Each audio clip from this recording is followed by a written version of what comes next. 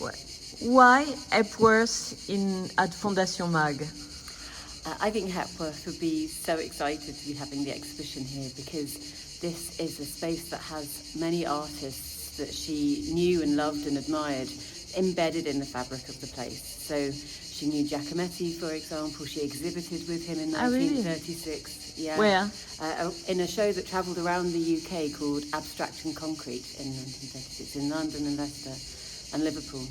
And also had been part of the Paris-based group in 1933, Abstraction Création, which also had Giacometti and Miro, and she met these artists then. She went on holiday with Miro in 1938, and Braque was also someone she hugely admired. She had a reproduction of a Braque work in her studio in the 30s, and again worked on an exhibition and a publication in 37 that featured all of these artists. And she made a donation, right?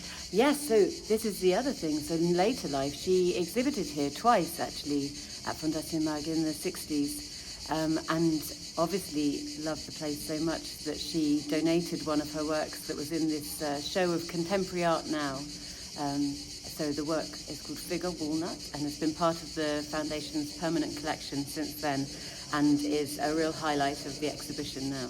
And so what do you want to show with this exhibition? Well, so Hepworth is one of Britain's most celebrated artists, but is not so well known in France, even though she had this long engagement with French artists and was part of their sort of international network, and of course exhibited here. So I really want this exhibition to introduce Hepworth to audiences who don't know her that well. How many work is there? It's around 100 works in the show, from the very first sculptures she made when she was a student, all the way through to sculptures she made just before she died. Mm-hmm. We have not only sculptures, but also the wide range of her practice, from drawings, prints, textile designs, costume designs, set designs for theatre productions, as well as an incredible amount of beautiful prints, lithographs that she came to in later life. So very quickly, she chose the way of abstraction. So why did she want to express in her abstraction? What was her aim? One of the things I also want to do with this exhibition is show all of the wide range of influences that fed into her particular abstract language. So in some cases it was music and dance. In some cases it was spirituality. She was a very spiritual person.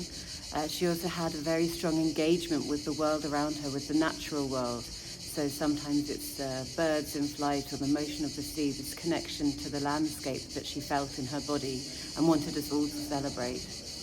But did she write or say something about what was her aim with sculpture? Yes, she said that throughout her life she was drawn to three particular forms. The single form, which was how the expression of the figure in the landscape, our connection to the world around us. The two forms, which is the relationship of one living thing, the tender relationship between one living thing and another. So there's many mother and child, for example. Her children were very important in And she was a mother. A mother of four, in fact, yeah. Yeah. And so this was very important. She said that when she sees someone carrying a child, she feels it in her body because she remembers the experience of being a mother, of carrying a child.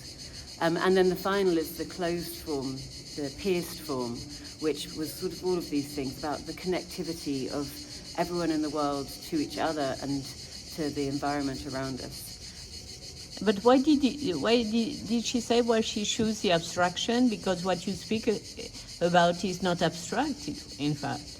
No, of course, but I think in the 30s, when she started moving to abstraction, she spoke about abstraction as being a universal language. So something that could be understood by everyone and that connected us also through time to our ancient ancestors. And also, I think, is one of the reasons why her work feels so contemporary now and so still resonates with audiences. And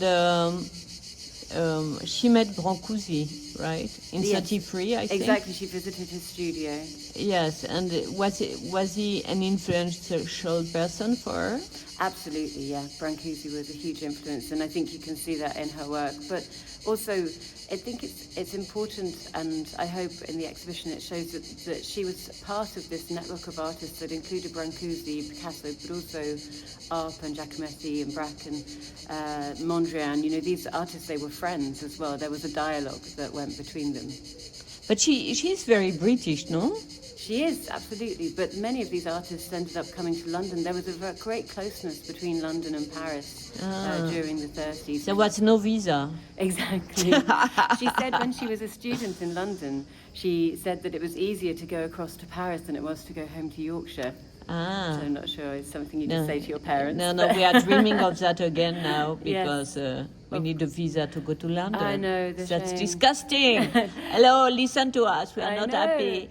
And it makes it's exciting to think back about this time when it was so easy for this dialogue to happen, and what incredible art came from the ability for people to move across. But so what is so British about her work?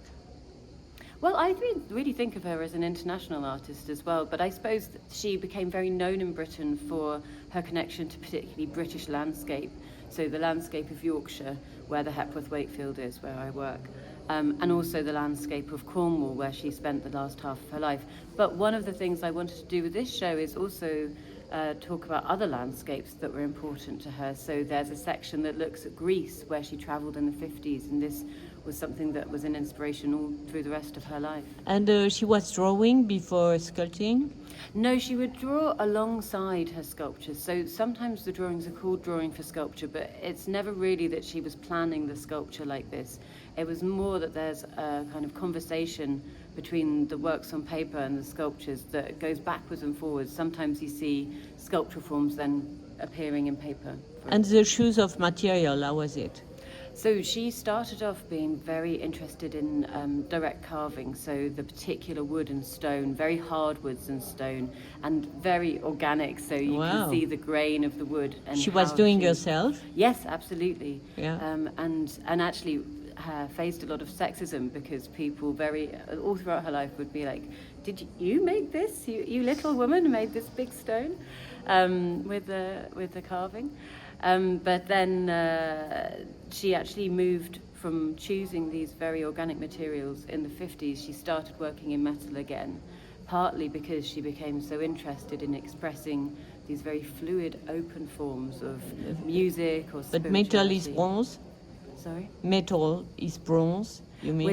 With bronze, but also with sheet metal held in tension with strings. And it was herself again? Again, yeah, with herself with the sheet metal, but also working with foundries. So she would make metal armatures, these kind of open fluid forms, and cover them with plaster using a sort of spatula and creating the forms, and then they would go to a foundry to be cast in bronze. Merci beaucoup.